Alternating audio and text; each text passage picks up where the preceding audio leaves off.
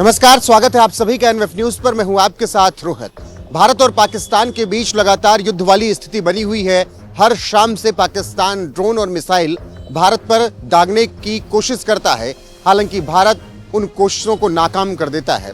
ऐसे में अब जब भारत जवाबी कार्रवाई कर रहा है और पाकिस्तान में घुसकर उनकी ठुकाई कर रहा है, तो फिर पाकिस्तान के हुक्मरानों के हाथ पांव कांप रहे हैं और अब पाकिस्तान हटने के लिए तैयार है। जी हाँ, डिप्टी पीएम इशाक डार ने कहा है कि हम अपने कदम पीछे खींचने के लिए तैयार हैं। ये बताता है अभिषेक कि पाकिस्तान फिर से एक बार सरेंडर करने के मूड में आ चुका है। डर, खौफ सब कुछ दिख रहा है। सरेंडर के मूड में तो रोहित वो पहले ही था, लेकिन पता नहीं, मुझे समझ नहीं आया कि उसने हमले की कोशिश क्यों की। इशाक डार ने क्या कहा उसे समझने से पहले आपको एक भूमिका समझनी पड़ेगी। 7 मई की रात को भारत ने जो आतंकवादियों के ठिकाने को तबाह किया, उसके खिलाफ ऑपरेशन सिंदूर के खिलाफ पाकिस्तान ने एक ऑपरेशन चलाया था जिसका नाम था बुनियान उन मरसूस। उसके तहत उसने 2 दिन लगातार भारतीय सीमा में ड्रोन भेजे, मिसाइलें भेजी, भारत के एयर फोर्स स्टेशनों को तबाह करने की कोशिश की। हालांकि जो उसने हमले किए वो हवा में विफल कर दिए गए, लेकिन छोटा मोटा नुकसान जो होता है वो हुआ। लेकिन उसके बाद पाकिस्तान क्या हुआ मैं आपको बताता हूँ। पाकिस्तान के 6 सैन्य ठिकानों पर भारतीय सेना की तरफ से हमला किया गया। अभी तक पूरी तौर पर पुष्टि नहीं हुई है, लेकिन जो खबरें सूत्रों के हवाले सारे वो ये हैं कि मिसाइलों से टारगेट किया गया। मतलब भारत को अपने फाइटर जेट उड़ाने की अभी भी जरूरत नहीं पड़ी है। डॉग टू डॉग फाइट भी हुई है, ये सुनने में आ रहा है। रफीकी मुरीद, चकलाला, रहीम यार खान, सुकूर और चुनिया एयरबेस ये पूरी तरीके से तबाह कर दिए।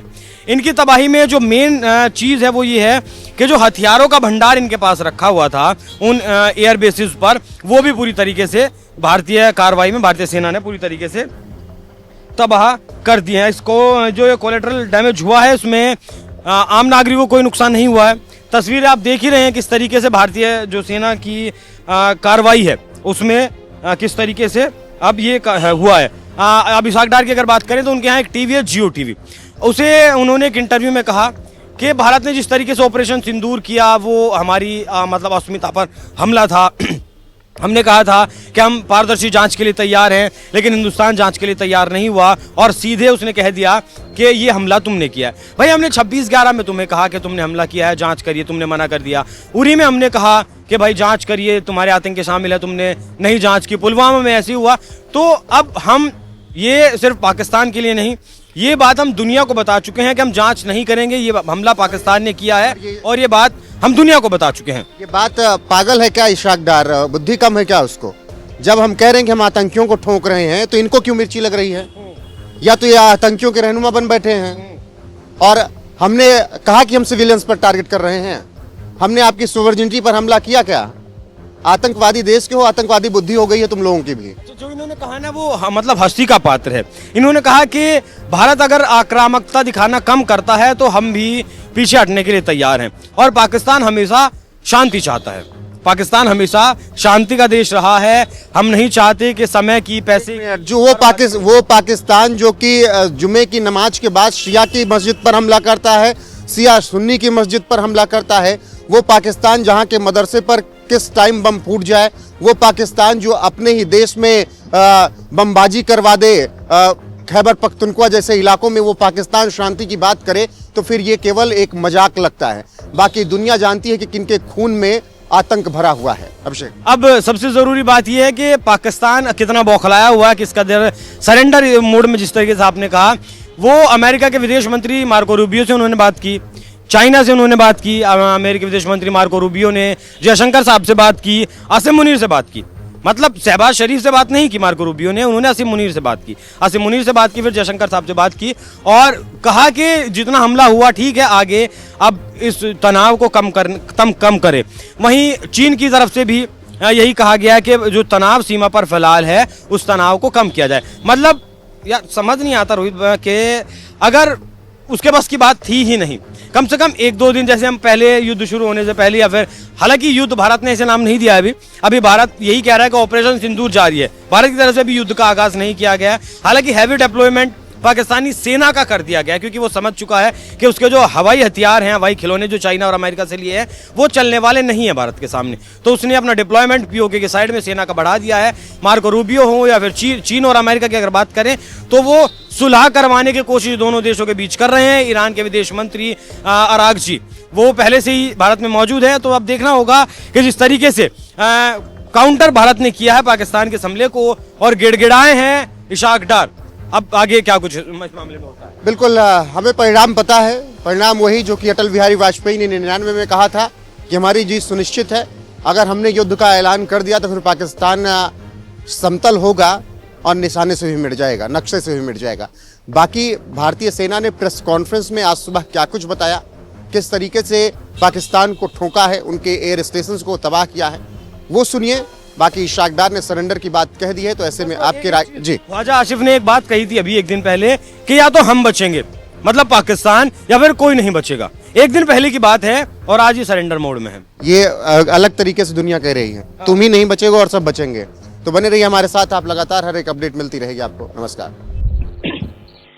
पाकिस्तान सेना ने पूरी पश्चिम मोर्चे पर लगातार आक्रामक गतिविधियां जारी रखी। उसमें UCAV drone, long range weapons, loitering munitions और लड़ाकू विमानों का उपयोग कर भारतीय सैन्य ढांचे को निशाना बनाया। नियंत्रण रेखा पर भी ड्रोन घुसपैठ और भारी कैलिबर हथियारों से गोलाबारी की। अंतर्राष्ट्रीय सीमा और एलओसी पर श्रीनगर से नलिया तक 26 से अधिक स्थानों पर हवाई घुसपैठ के प्रयास किए गए। भारतीय सशस्त्र बलों ने अधिकांश खतरों को सफलतापूर्वक निष्क्रिय किया।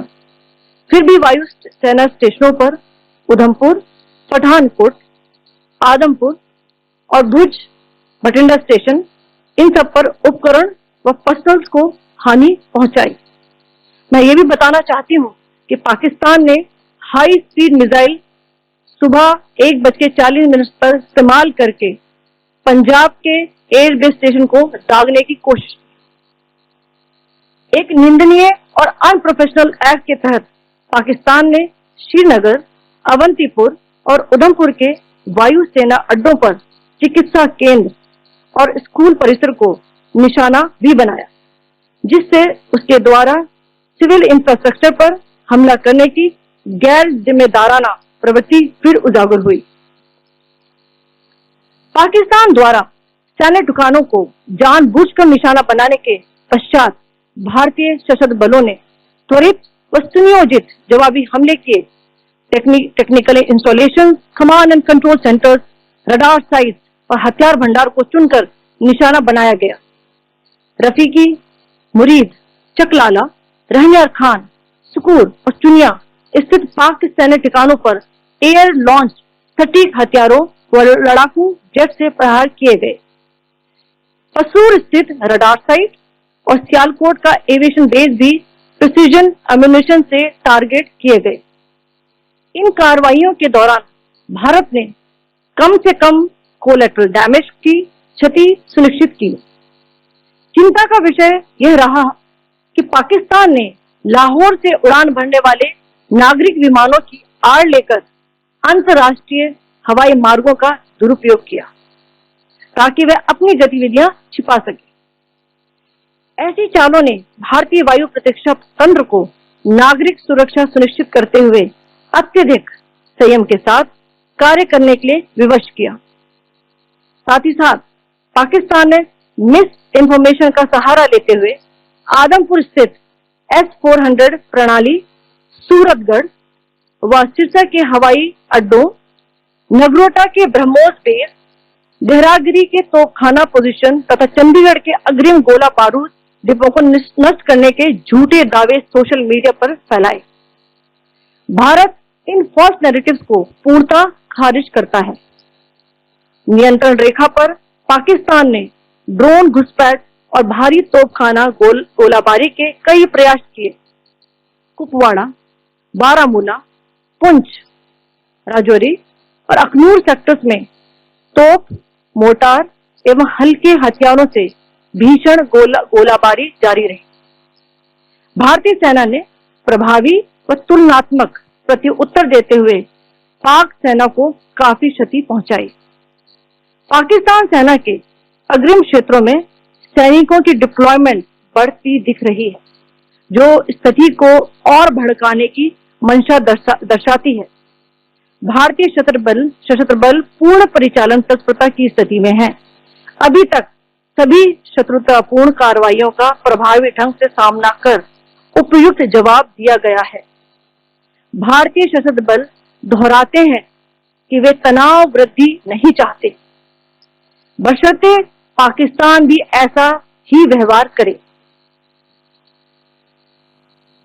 आखिर मैं आपको कुछ वीडियो दिखाना चाहती हूँ जहां पर इंडियन आर्मी के वेपन्स एलओसी पर पाक के एसेट्स को ध्वस्त करते नजर आ रहे हैं।